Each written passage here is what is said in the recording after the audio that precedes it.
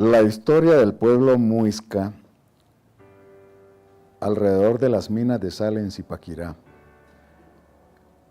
pudiéramos decir que se remonta a 12.400 años antes de Jesucristo,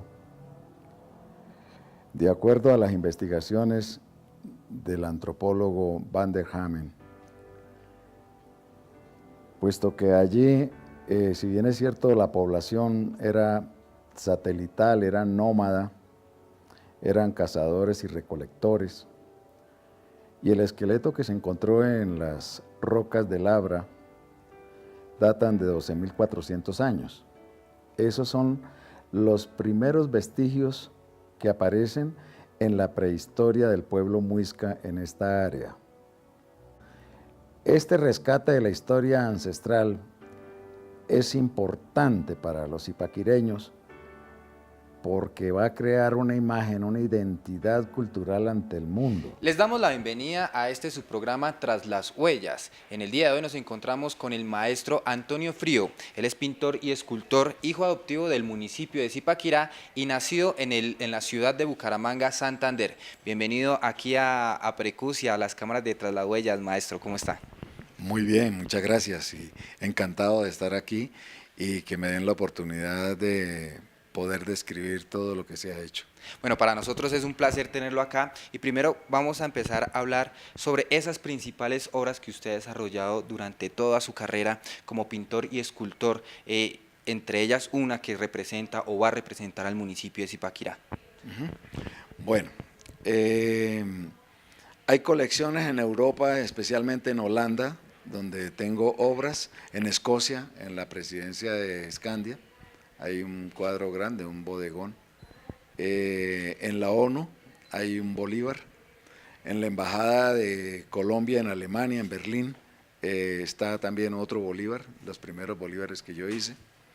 En el Palacio Miraflores en Venezuela, en Banesco también, en las alcaldías de Puerto Ordaz y de Ciudad Bolívar también en Venezuela.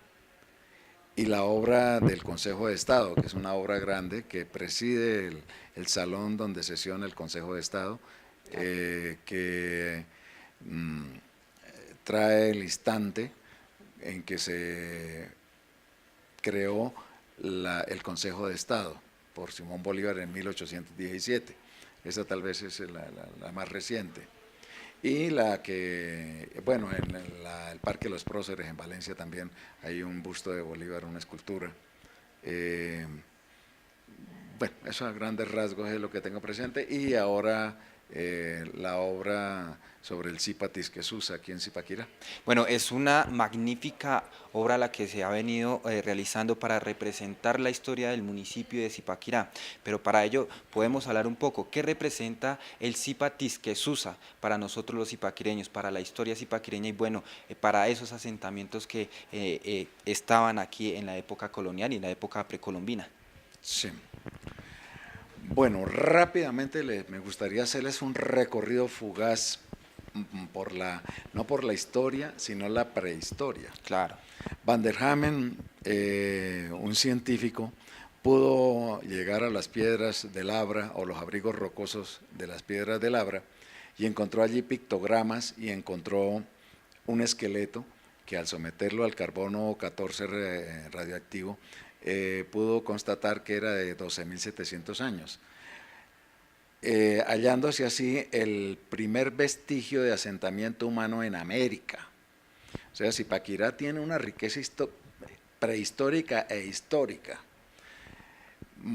Se pudo constatar que en las paredes, las teas que utilizaban eran teas de grasa de animal y en las capas de grasa encontraron semillas, polen y cosas así que datan de una época glacial y llegaron a la conclusión que Zipaquirá era un páramo y que en alguna ocasión ese canal que hay ahí en las Piedras de Labra era un inmenso río que alimentaba el lago de Tibitó. Vino más adelante y se pudo constatar que estos asentamientos humanos no se daban definitivamente, sino que eran transitorios, eran nómadas y eran cazadores y recolectores y seguían de largo probablemente por la frialdad del terreno. Ya tal vez en una época posterior, por ahí alrededor de los 400 años antes de Jesucristo, viene a aparecer ya un asentamiento de personajes que venían de zonas cálidas, que según los datos que nos dan, parece por sus rasgos y todo esto eran polinesios, ¿no? Eso llegando a unas teorías que existen de migraciones que se produjeron. Las grandes migraciones que se produjeron cuando el separamiento de los continentes a través del canal de Bering, etcétera. Y también por los pictogramas que se han cotejado, y estos pictogramas se han encontrado, los de las Piedras de Labra no corresponden a la población muisca como tal, esos son anteriores. Son por otras poblaciones anteriores. Y esos mismos pictogramas se han repetido en el Orinoco, en Venezuela, en el Amazonas, en la Argentina, en fin, en toda América, las mismas características pictográficas se repiten. Podemos decir que este recorrido que hicieron estos primeros hombres, por decirlo así, recorrieron todo Colombia, lo que es ahorita Colombia, sí, señor, sí. Hicieron y dejaron su huella, por decirlo así. Sí, bueno, esto lo afirmo en base a las lecturas y al estudio previo que se ha realizado. Estudio previo que he realizado. Llegando a la conclusión que entre 120 y 200 años antes de Jesucristo ya se explotaba la sal en Zipaquirá. Y esa población que lo hacía es la misma población que generacionalmente o posteriormente vino a encontrar Gonzalo Jiménez de Quesada. Ahora sí ya llegamos al contexto del tema. Y del por qué vamos a hablar correcto. sobre esto es como esto que hice, este preámbulo, para darle a entender a los ciudadanos de Zipaquirá y a Colombia entera la importancia que tiene Zipaquirá en historia. Es riquísima en historia, más que la riqueza de la sal. Su historia es fabulosa. Y también la cultura. La cultura, el desarrollo cultural de los muiscas que se dio acá. Pues la sal ha venido siendo la riqueza de los muiscas. Zipaquirá es algo así como el Banco de la República para este imperio de los muiscas. De hecho, el organigrama de administración era el Zipa como el gran supremo, lo que pudiera decirse hoy el gobernador de Cundinamarca, y en Boyacá el Zaque, siendo los mismos muiscas, pero estaban divididos. De hecho, pues las contiendas que se daban entre el Zaque y el Zipa eran más provocadas por la ambición del Zaque de hacerse a las minas de sal, puesto que él veía que con la sal se podía negociar con otras tribus aledañas, cambiándolo por mantas, piedras preciosas, por oro, etcétera. Entonces, ahí estamos ya acercándonos a la importancia y la justificación histórica del Zipa. Se tiene conocimiento de 4 Zipas, que son Meicuchuca, viene Zaguanmachica, viene Nemequene, que es el más, dijéramos como el Salomón por la sabiduría, creó el código de Nemequene, que eso lo pueden investigar en Wikipedia, así como dijo por ahí un candidato, ¿no? Hay que buscarlo en Google, y es facilísimo. El código de Nemequene, y van a entender que ese código fue tan importante y lo que representó para la organización social de los muiscas. Y el sobrino de él fue Tisquesusa, sobre el que ya tendremos algunas cosas que decir. Entonces, ¿cómo sucedió? ¿Por qué es tan importante Tisquesusa? Fernando de Lugo era el gobernador en Santa Marta en el año de 1536. Él le ordena a Gonzalo Jiménez de Quesada que remonte el río Magdalena, se llamaba el río de la Magdalena, porque lo encontraron el día de la Magdalena, el día de la celebración de Santa Magdalena. Entonces, el propósito de la expedición que llevaba Gonzalo Jiménez de Quesada era llegar al Perú. Ese era su objetivo principal, porque se creía que allá estaban las fuentes del oro, pues la mayor riqueza estaba en el Perú. Él salió con 800 hombres de Santa Marta. Ya llegando a Barranca Bermeja, traía 189 hombres y encontró unos indígenas con unas gachas de sal, lo que tradicionalmente se conocen como las cerámicas que contenían panes de sal. Entonces le llamó poderosamente la atención a Gonzalo Jiménez de Quesada y obligó a estos indígenas a que lo llevaran al sitio donde estaba la sal. Pero ahí vamos a un punto muy importante que lo hablamos fuera de cámaras, y es por qué a Gonzalo Jiménez de Quesada le interesó tanto la sal. Y usted nos contaba ahí, extracámara por decirlo así, que solo la monarquía en Europa tenía sal, solo las personas importantes tenían la sal. Eso fue lo que le llamó más la atención a Gonzalo Jiménez de Quesada, de que aquí abundaba la sal, por decirlo así, y que cualquier persona podía tener sal. Claro, las monarquías en Europa se surtían de la sal traída de la China. La palabra salario, precisamente, que viene de la sal. Las murallas de la China se hicieron por la sal y les pagaban a los que hicieron con sal. Claro. Entonces, desde el oriente traían la sal a las monarquías de Europa y era de uso exclusivo de estas monarquías. Entonces, Gonzalo Jiménez de Quesada sabía exactamente el valor que tenía la sal. Y comprendió rápidamente que estos indígenas muiscas venían a intercambiar con los chitareros y los opones sal por mantas, por oro, y entonces más importancia le dio a la sal. Sí. Y fue así como remontó desde el Magdalena hasta la Sabana, pasando por Vélez, etcétera, y siguió el camino.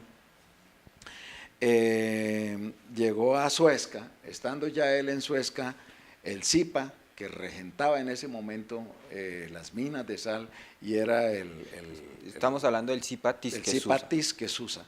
Ya ahí ya está Tisquesusa, que venía de suceder a Nemequene, que acababa de morir en una contienda con Quemoenchatocha, que era el saque de Boyacá. Entonces, en ese combate muere Nemequene y muere Quemoenchatocha. Y el capitán del ejército era su sobrino Tisquesusa, un hombre muy valiente. Ya había acallado las intenciones de sublevación de los panches y los utagaos por el sur occidente de Cundinamarca. Eso le dio a él una importancia muy especial ante su gente. Podía dominar 70.000, 100.000 hombres en combate. Una vez cae Nemequén en combate, Tisquesusa va a la laguna de Guatavita y es donde se hace el famoso ritual, que lo tengo muy bien descrito, muy interesante el ritual. Desnudo él, ungido de aceite el cuerpo, en polvillo de oro lo subían en una balsa, y era una ceremonia donde nadie miraba, todos de espaldas, unos cánticos, y lo acompañaban solamente 4 sacerdotes en la balsa, y él levantaba los brazos al cielo y de un momento a otro pues arrojaba esmeraldas a la laguna de Guatavita y se sumergía en ella para despojarse del oro que llevaba encima, y a partir de ese mismo instante ya quedaba investido como Zipa.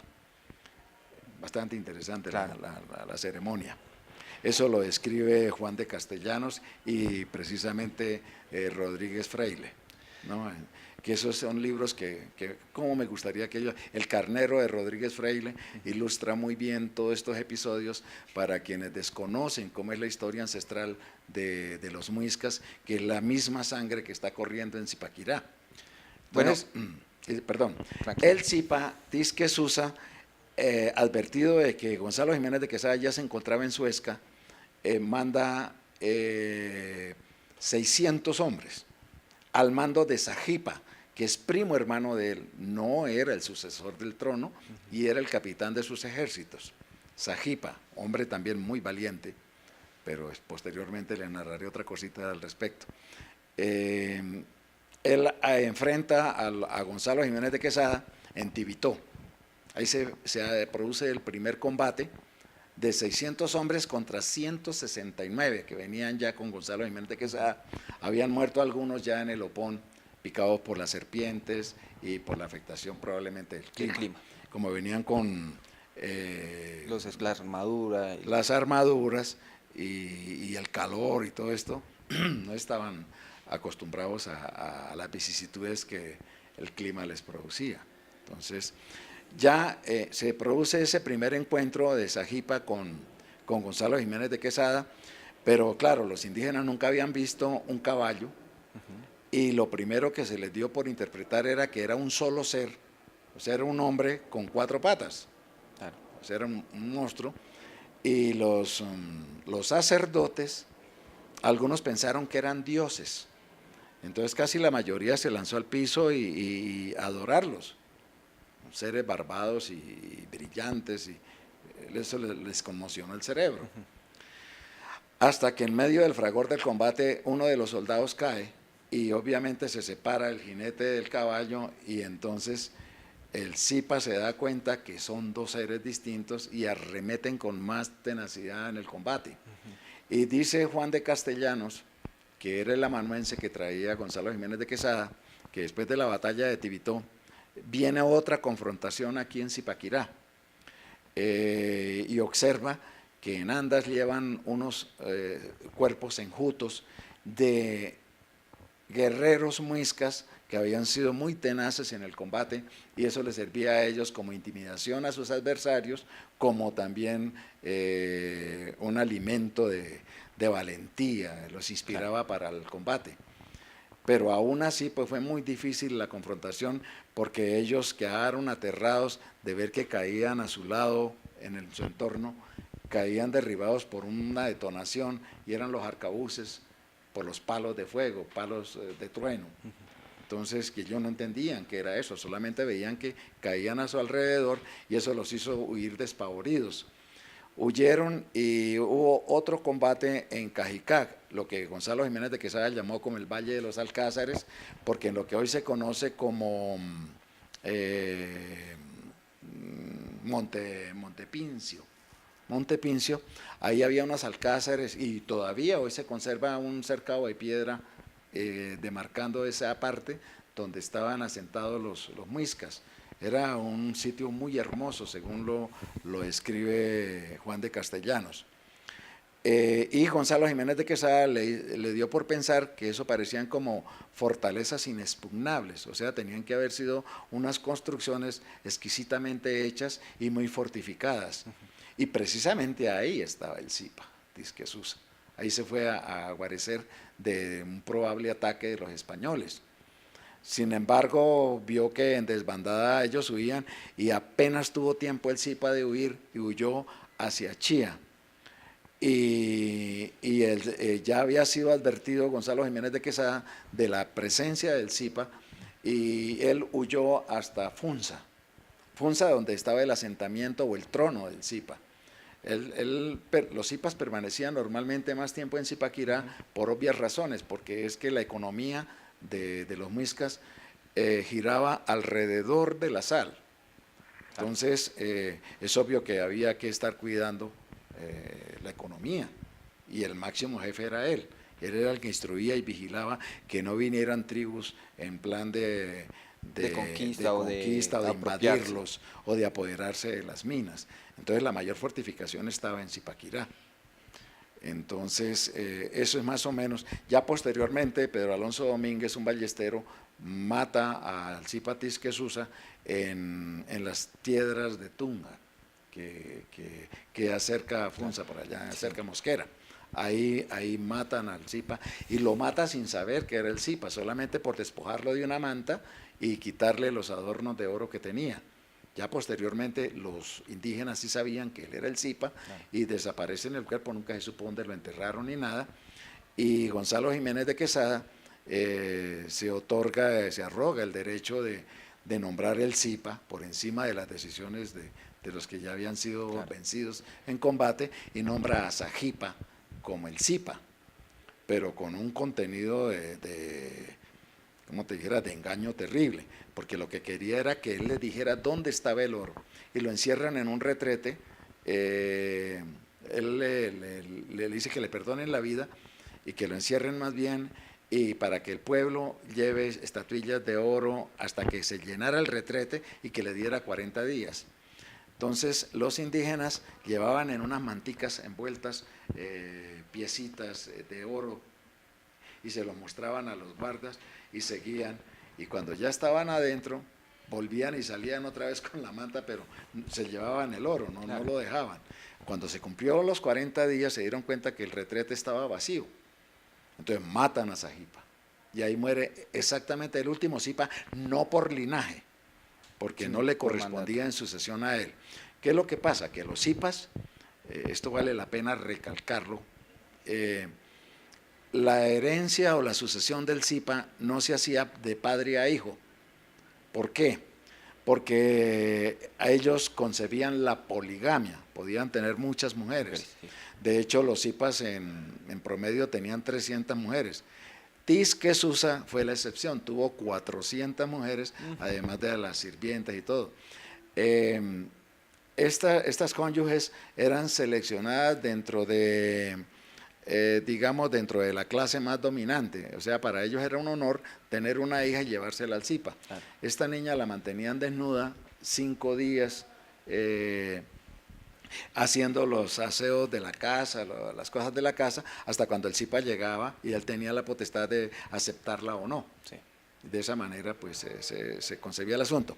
Entonces, para poder garantizar la sangre pura hereditaria del Zipa, él escogía a la hermana, el hijo mayor de la hermana.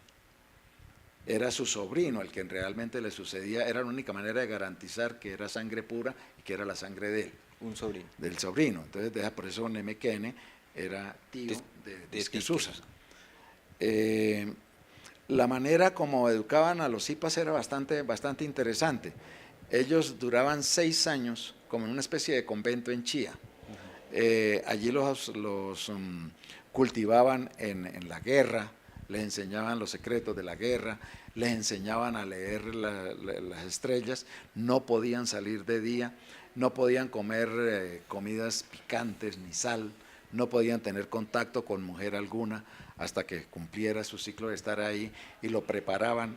Por eso eran los mejor hablados. Dice Gonzalo Jiménez de Quesada que en algún momento el Zipa mandó unos mensajeros, y la manera como se expresaba y todo el asunto era de una persona que tenía un nivel de preparación especial, no era lo mismo que la gente que no estaba preparada. Entonces, bueno, eso es a grandes rasgos. O sea, el primer sacrificado que hubo en la llegada de los españoles a la sabana fue Tisquesusa. Hablando precisamente de eso, vamos a ir a un pequeño corte de comerciales, maestro, y continuamos ampliando esta historia tan importante que significa, a grandes rasgos, como lo dice usted, la historia del municipio de Zipaquirá, ese significado que se quiere recuperar en la actualidad. Vamos a un pequeño corte de comerciales y ya regresamos.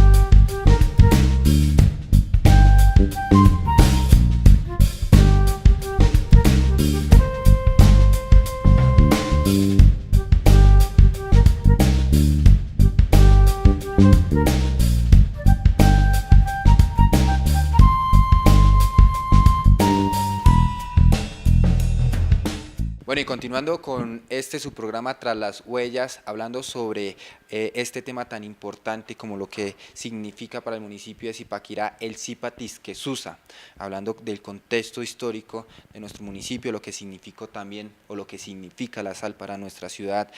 Vamos a referirnos a una fecha también importante a la cual usted hace alusión, y es el 7 de marzo de 1537, que es la llegada de Gonzalo Jiménez de Quesada. ¿Qué pasa en esta fecha y por qué es tan importante recordarla y remembrarla en estos momentos? Es importante porque, como lo dije, Gonzalo Jiménez de Quesada ya había cumplido el objetivo inmediato, que era llegar a las minas de sal. Y él quería las minas de sal, por eso fueron 3 combates que tuvo que afrontar contra los muiscas, que encarnizadamente defendían las minas de sal. Era su patrimonio, era su riqueza, era todo. Sí. Pero pues lamentablemente, por lo que ya les explicaba, la tecnología en las armas, la misma presencia de ellos apabulló a los muiscas. Y pues, como les narraba anteriormente, es una fecha que viene a marcar la llegada de los españoles y precisamente a Zipaquirá. Y muere también Tisquesusa, que lo matan en las piedras de Tunja. Eso para darles a entender que el Zipa, que se encontraba en este momento regentando las minas de sal, era Tisquesusa, y por eso la importancia que él tiene, y para que entiendan las generaciones que lo que sucedió aquí no fue ninguna colonización ni ninguna conquista, esto fue un genocidio terrible, bárbaro.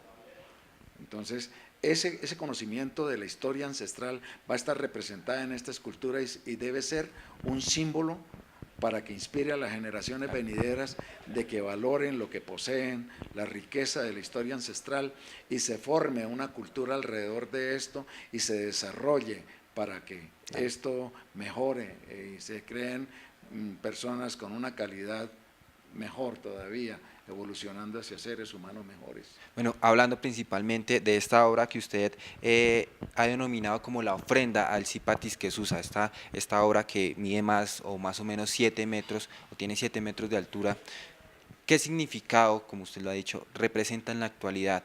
¿Por qué realizar esta obra? Bueno, esta obra, hay una cosa que hay que recalcar. La vocación de Zipaquirá es turística. Tal vez en algún momento fue agrícola, que no ha dejado de serlo obviamente, pero en la balanza de la importancia a nivel internacional, Zipaquirá se le conoce por las minas de sal, claro, y por el turismo obviamente. Entonces, las minas de sal ya prácticamente se están agotando turísticamente, por decirlo de alguna manera.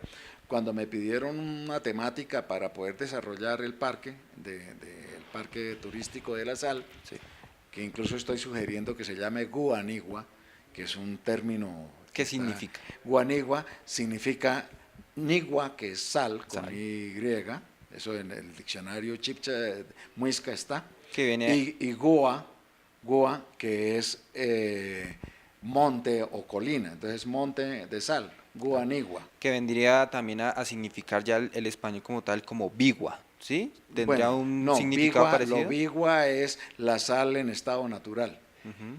Es redundante decir sal bigua. Claro. Sencillamente deme 1 kilo de bigua, que ya se entiende. Porque que es la sal en su estado natural, sin ningún tratamiento. Okay. Sí. Entonces, el desarrollo turístico, me preguntan pues las directivas de la mina que qué se me ocurre como temática para desarrollar el parque. Ya estaba agotado la parte geológica, la explotación, sí, la parte geológica, lo que significa la explotación de la sal con la tecnología de ahora, el Museo de la Sal, etcétera. Y pues la parte religiosa ya también estaría agotada y pues eso ya prácticamente claro, ya estaba un poco gastado. Entonces fue cuando yo les dije, hombre, mire, yo llevo 25 años, desde cuando estaba de alcalde Enrique Triviño, he venido tratando de desarrollar, de rescatar la historia ancestral de Zipaquirá, y hasta ahora, gracias a la administración, se logra por primera vez buscar el hilo conductor para desarrollar esa historia, ¿no? La historia ancestral. Y bueno, así fue como se dio. ¿Cuánto tiempo? Usted dice que lleva en la investigación como tal 25 años. ¿Cuánto 20. tiempo se demora usted desarrollando esta obra que ya próximamente la vamos a ver en esta Alameda Bueno, fueron 8 meses de de trabajo, trabajo arduo? ¿sí? Y se demostró en Colombia que se puede hacer una escultura de este tamaño sin necesidad de salir del país, porque de pronto había cierta duda de que se pudiera dar la calidad necesaria, que la tecnología no fuera suficiente para poderla realizar, y efectivamente se dio, y el Ministerio de Cultura precisamente avaló la calidad de que se dio en material, en bronce. A propósito, del bronce que se utilizó para la escultura son las vainillas que fueron utilizadas en la guerra cruenta que hemos tenido por más de 50 años. Entonces, esas vainillas las vende el ejército y se compran en el ejército. Y esas es el material ideal para las esculturas, porque si soporta una detonación dentro de un arma de fuego, obviamente va a resistir mucho más, claro, la intemperie, bueno, qué sé yo. Entonces es excepcionalmente bueno para hacer la escultura.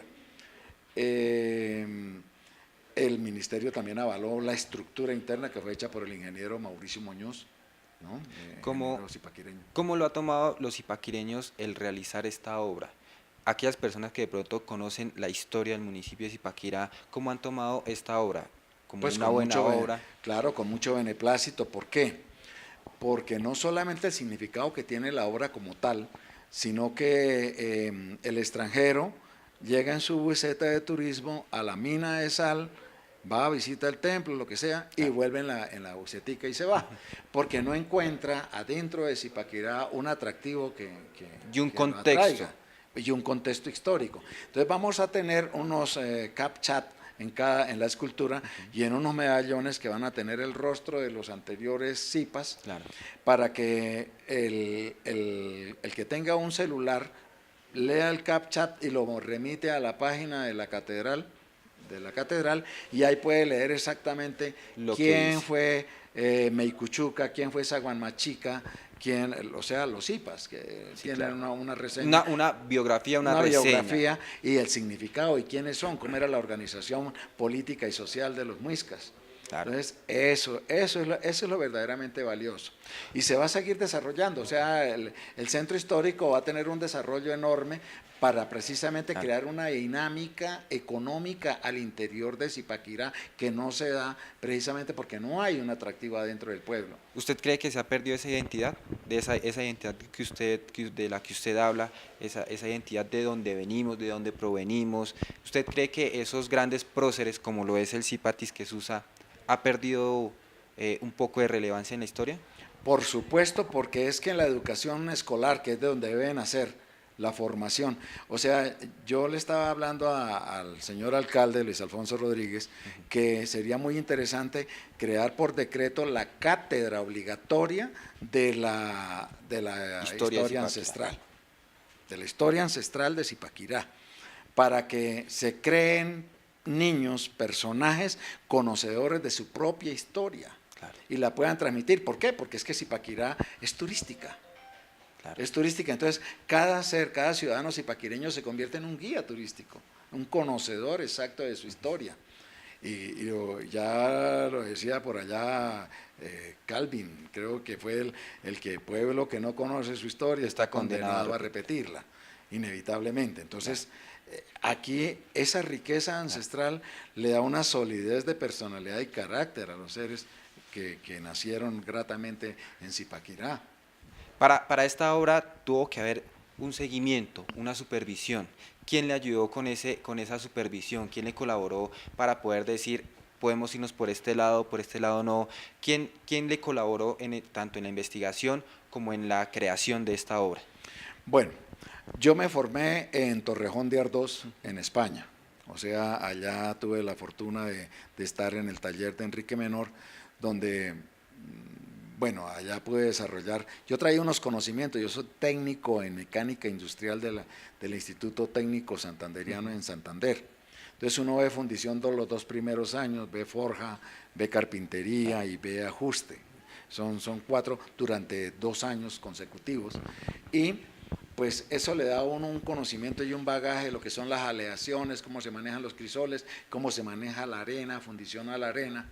Me quedaba por conocer la fundición a la cera perdida, que fue un conocimiento que vine a adquirir ahí, cómo se hacen las pátinas, cómo se hacen las soldaduras, etcétera. Todo este rudimento de desarrollo de una escultura, eso ya lo vine a adquirir en España.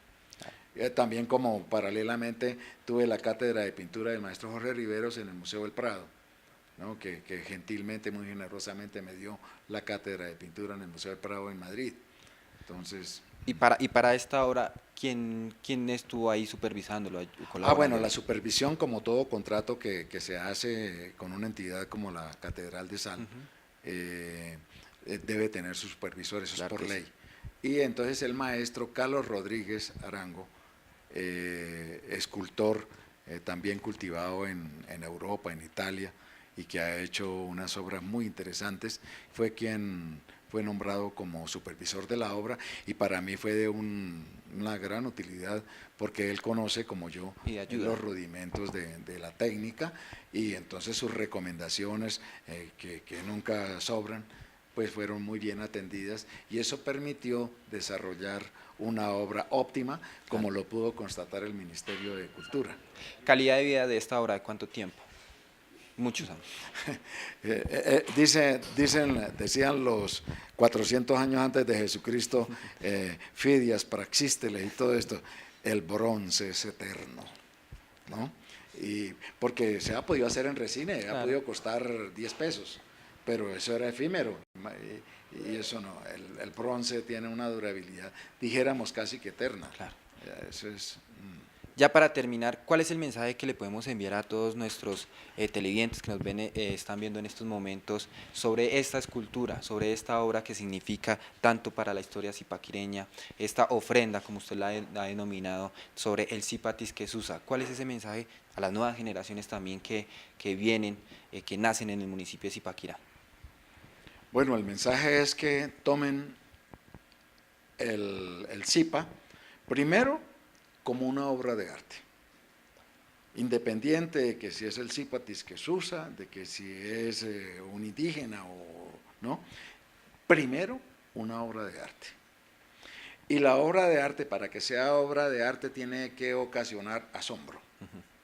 Si la obra necesita explicación y la obra requiere de ciertas guías para poderla interpretar, esa obra no es obra de arte. La obra, el requisito fundamental, que cause asombro gracias a su estética, obviamente. Que por sí sola cause. Por sí sola tiene que defenderse y hablar. Y ahí dejo un hijo en bronce para Zipaquirá, hasta para las generaciones venideras. Lo único que les pido es que lo cuiden, que lo tomen como suyo. Es una herencia histórica que queda en Zipaquirá y una identidad para Zipaquirá. Maestro Antonio Frío, pintor y escultor, hijo adoptivo del municipio de Zipaquirá, como lo dijimos al principio, nacido en Bucaramanga. Muchísimas gracias por estar aquí frente a las cámaras de Aprecus, hablar un poco y darnos ese contexto histórico que realmente es necesario a la hora de realizar cualquier obra de arte. Muchísimas gracias y bueno, vamos a ir a un pequeño corte de comerciales y ya regresaremos con el maestro Carlos Rodríguez Arango, quien nos contará un poco también más sobre esta obra.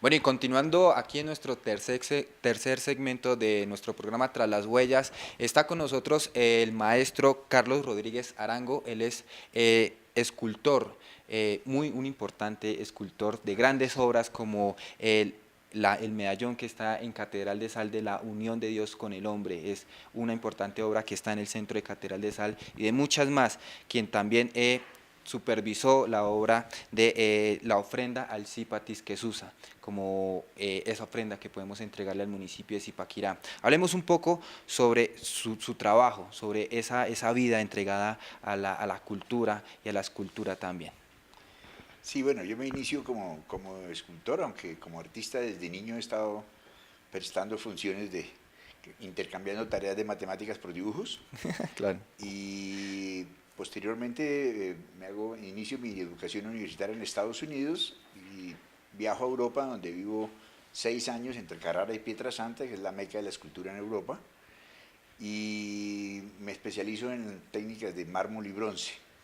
Regreso a Colombia, me vinculo con la Universidad de los Andes, soy profesor de 5 años de la Universidad de los Andes, inicio los talleres de procesos materiales de construcción, diseño bitridimensional, y posteriormente abro mi taller, el Estudio Taller de las Artes. Con el tiempo me fusiono con la Universidad de Ciencias Aplicadas y Ambientales UDSA, la UTCA, y actúo allí como coordinador de Unidad de Cultura, Centro de Arte y Cultura.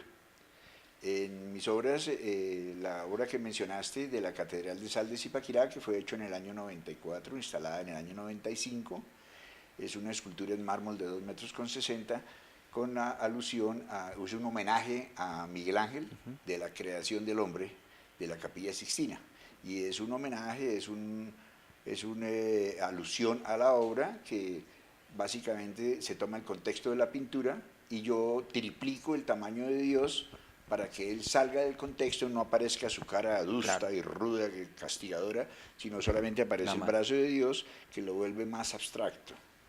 Esa es mi vinculación con la Catedral de Sal. Posteriormente también fabrico los 2 primeros viacruces que se hicieron en la catedral, que fueron el número 10 y el número 11, que son los únicos 2 que tienen piso de granito. Eso los fabriqué yo allá donde trabajé 8 meses metido en Terlamina, donde no había ni con luz, el casco ni y la aire, luz. Ni nada, y con la luz aquí, sí, trabajando con dinamita porque eran unos huecos muy pequeños para hacer eso.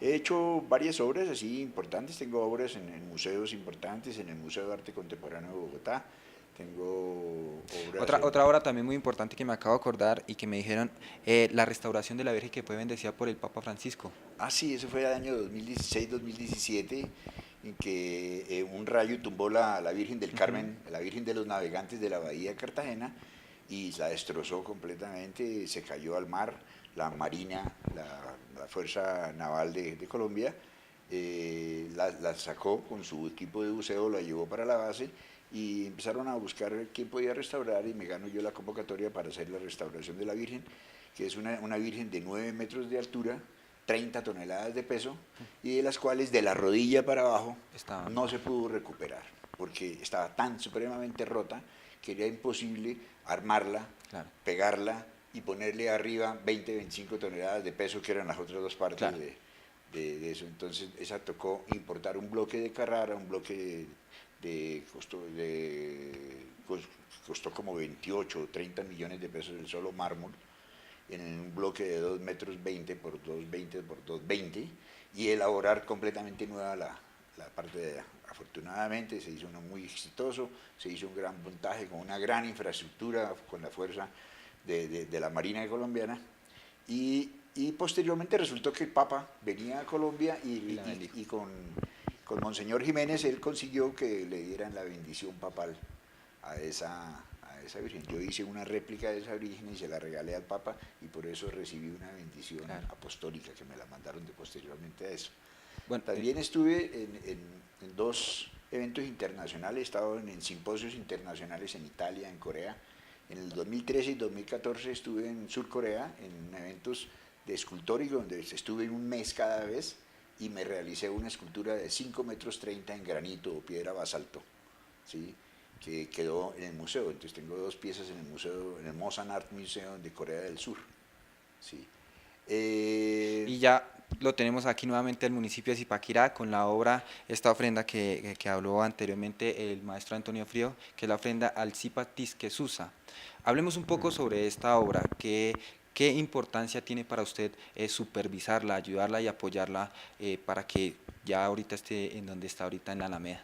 Sí, el gerente de la Catedral de Sal me invitó a hacer una supervisión a la obra, una interventoría, supervisión a la obra para colaborarle al maestro Frío en que todas las acciones de contratos resultaran exitosas para el maestro. Entonces es una especie de coordinación y por mis conocimientos en fundición en bronce y todo eso, pues tuve que hacer el aporte. Para mí fue un aporte muy bonito, además representando que es una obra que para Zipaquirá es icónica también, Claro. así como mi obra se convirtió en icónica de la Catedral de Sal, esta también es una obra icónica para Zipaquirá. Es un evento bonito, una escultura que tiene en la sola fundición en bronce 5,50 metros y ya con su base montada tiene casi 8 metros, casi 8 metros de altura. ¿En Zipaquirá se ha realizado una obra de tal magnitud, de tal No, grandeza? Es no. la primera vez que se realiza. Es la primera vez que se realiza, de las muchas que vienen en camino, porque hay una buena intención de recuperar esta cultura histórica que desconocemos los colombianos, claro, además.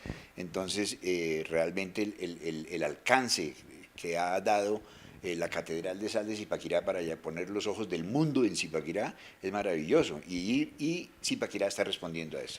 Bueno, otra pregunta también que es importante resaltar.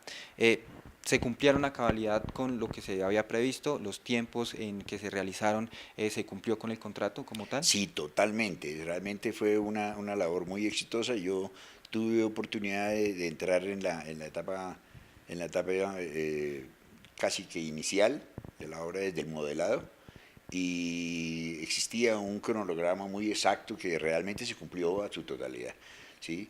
Al puro final hubo un lapsus de casi 30 días en que tocó esperar o congelar un poquito el proyecto, claro, porque la base de parte de la alcaldía no estaba lista todavía, porque estaban en construcción del famoso sendero del Zipa, sí, enfrente del ferrocarril. Pero fue realmente un éxito todo el proyecto de modelado. ¿Quieres que te hable un poquito del proceso? Sí, sí, ¿sí? Con gusto. Porque el proceso implica primero un diseño de papel, aparte de los estudios culturales y históricos, el contexto histórico de la obra para poder lograr representarlo en esto. Venía un proceso modelado. Entonces, imagina modelar una pieza de 5,50 metros, claro, en arcilla. En arcilla implica una cantidad de estructuras, de pesos, se usaron varias toneladas, por lo menos 5 toneladas de arcilla. Conseguir el material en bronce como tal fue muy difícil. El material, digamos, de la fundición en bronce, ya el maestro lo dijo anteriormente, eso fue, se buscó que estuviera la mejor calidad de lo que se consigue aquí como materiales de bronce, porque en Colombia no se consiguen los materiales, los lingotes fundidos con especificaciones claras no se consiguen, sino hay que hacer la aleación. Okay. Entonces se hizo con material que es muy fino, que es el de las cartuchos, las vainillas de las balas utilizadas para la guerra. Que eso lo dijo el maestro Frío, que lo conseguían con las fuerzas militares. Sí, y que aquí se transforma esta fuerza bélica en una fuerza artística de inspiración. Claro. ¿Sí? El proceso pues es el modelado que implica pues equipo, estructuras, una bodega gigantesca para poderla subir, claro, y además cuando ya está completamente terminado, entonces viene el proceso de moldes. Los moldes tradicionalmente se hacían en yeso y hoy día ya hay técnicas más sofisticadas con siliconas gomas. Se utilizaron siliconas alemanas en algunas partes y otras se hicieron en fundición en yeso, y la fundición se hace a la cera perdida. La técnica de la cera perdida es una técnica que se utiliza desde los etruscos. Los etruscos fueron los inventores, los que primero hicieron la aleación, la mezcla, porque no se encuentra en la naturaleza el material, sino que hay que mezclarlo entre cobre, estaño y zinc, en unas proporciones de 80, 20, 15 y 5, o 10 y 10, o depende del contexto que uno quiera, o el color o la dureza que quiera tomar. Esta fundición se hace, se sacan los moldes, se sacan los moldes de la arcilla, luego se retiran los moldes, se saca la arcilla, vuelve y se cierran los moldes, y en cada uno de los fragmentos, porque son muchos fragmentos de cada parte, porque no se puede hacer en una sola pieza, sino fragmentos que no tengan tamaños más grandes que 1,20 metros, claro, más o menos. Y entonces se saca una cera del molde, sale un positivo en cera, y esa cera es la que se manda a la fundición. Esa fundición se hace en dos técnicas, a la cera perdida y a la arena, de acuerdo de la cantidad de detalles que tenga. Si no tiene detalles se puede fundir a la arena y si tiene detalles toca fundirlo a la cera perdida. Y de luego viene el proceso de soldadura, soldaduras con una alta técnica, con unas especificaciones, con unos especialistas del SENA que dieron cómo eran las técnicas de soldadura, porque es una escultura que cuenta más o menos con 30 segmentos que tocaba soldarlos por todo y posteriormente ponerle una estructura interna que fue hecha con aceros especializados, aceros clasificados que fueron exigidos por el ingeniero de estructuras para que fuera ese material, y tiene dos tubos centrales que entran por las piernas, por cada pierna entra un tubo y llega y se apoyan aquí hasta el hombro, y por dentro van apoyados con trenzas, con zigzag de una estructura, como una cercha por dentro. Y una vez que ya está fundida, se le mete la estructura, se pone la estructura, y luego viene el proceso de pulido, acabados, eso con pulidoras, motortules, lijas, a mano, limas, y retocar y reformar obras de todo el proceso que se haya afectado para llegar a tenerlo. Y posteriormente era lo último, que ya es, cuando ya la pieza está completamente pulida, viene el color. Claro. El color. Entonces, el color que escogió el maestro, sí, perdóname. Sí. Uno cree que no tiene tanto trabajo una obra de arte. Sí, no, eso es inmenso. ¿Y eso cuánto tiempo duró? ¿8 meses más o menos? ¿Más de 8 meses? Sí, más o menos es el tiempo y cada cosa con su tiempo y con su equipo, porque es que el cuento no es de que bueno, el solo maestro llegó y se quedó y se encerró 8 meses a hacerlo. No, eso es un equipo de trabajo. Cada proceso necesita 5 o 6 personas mínimo. Claro. Y el proceso de fundición es una fábrica. Y una fábrica, cada una de sus etapas tiene un agente diferente. Hay quienes se especializan en pulir, hay quienes se especializan en moldes, se especializan en ceras, los soldadores, las estructuras cada uno tiene, y son un equipo de gente que por eso el bronce tiene primero porque el bronce es un material que no lo acaba ¿sí? O sea, en Riachi en Italia, encontraron unos bronces gigantescos que tuvieron más de 2000 años debajo del mar.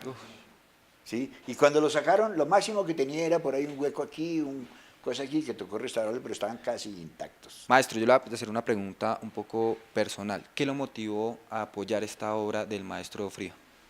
Primero que todo, pues, yo me vinculé con Zipaquirá en los años 80, ¿sí? Cuando yo hice la obra en los años 90, yo le hice la obra de la creación del hombre en el año 93, me vinculé y estuve trabajando con los Via Crucis 8 años metido ahí dentro de la mina, 8 meses metido dentro de la mina, y pues claro, cogí el contexto y sé lo que significa, porque mi obra se ha convertido en uno de los iconos más importantes de la catedral. Luego, para mí es un orgullo yo venir a Zipaquirá y que la gente me salude y que algunos me reconocen.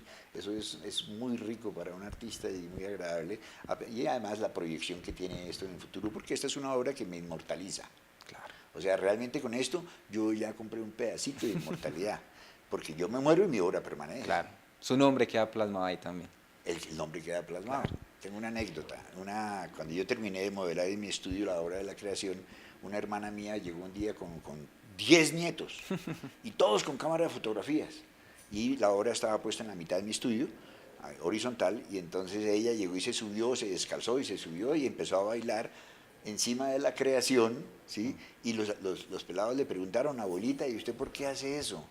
Y dice, mijito, porque cuando usted sea abuelito como yo, usted va a ver los álbumes de fotografía y va a ver, mi abuelita está subida encima de esa obra en la catedral. ¿Sí? Ese es un pedacito de inmortalidad que para nosotros, hoy día para el maestro Fría con esto, pues, no sobrevivirá. Bueno, ya para terminar también con esta entrevista, primero que todo agradecerle a su merced maestro por estar aquí frente a las cámaras de APRECUS, por hablar un poco sobre su vida, su historia y sobre el arte, que también es muy importante para todos nosotros. ¿Cuál es ese mensaje, como le pregunté también al maestro Frío, cuál es ese mensaje que le podemos dejar a estas nuevas generaciones sobre la cultura, sobre el arte, sobre nuestra historia? Sí, principalmente realmente que se apropien de su historia, porque nosotros no somos seres individuales que nacemos por casualidad y hoy estamos aquí porque hoy el celular y todo eso nos dice qué es lo que debemos hacer y quiénes somos y de dónde venimos. Es mentira, nosotros no conocemos nuestra historia ancestral, y el que no conoce la historia tiende a repetirla. Entonces realmente esto es algo que va a ayudar que los zipaquireños se apropien de su ciudad, porque a medida que Zipaquirá está cambiando y físicamente está cambiando enormemente, hoy ya se está volviendo una ciudad, ya no hay ningún pueblito. Y fuera de eso, está dándole este contexto que está las nuevas políticas públicas, tanto de la catedral como de la alcaldía y la gobernación, están dándole un contexto histórico que se va a convertir en un ícono para el futuro, porque esta ciudad, ¿cómo se dice? La nueva perspectiva que tiene La nueva proyección. es turismo. Claro. Y va por encima de las explotaciones de la misma sal. Bueno, maestro Carlos Rodríguez Arango, muchísimas gracias Muchísimas nuevamente gracias a por estar aquí ustedes, frente a muy las cámaras de amables. APRECUS, hablar un poco sobre este proceso también que ha sido muy importante y bueno, también ha dado que hablar en todo el municipio de Zipaquirá. Continuemos con más programación aquí en APRECUS Canal 5. Muchas gracias.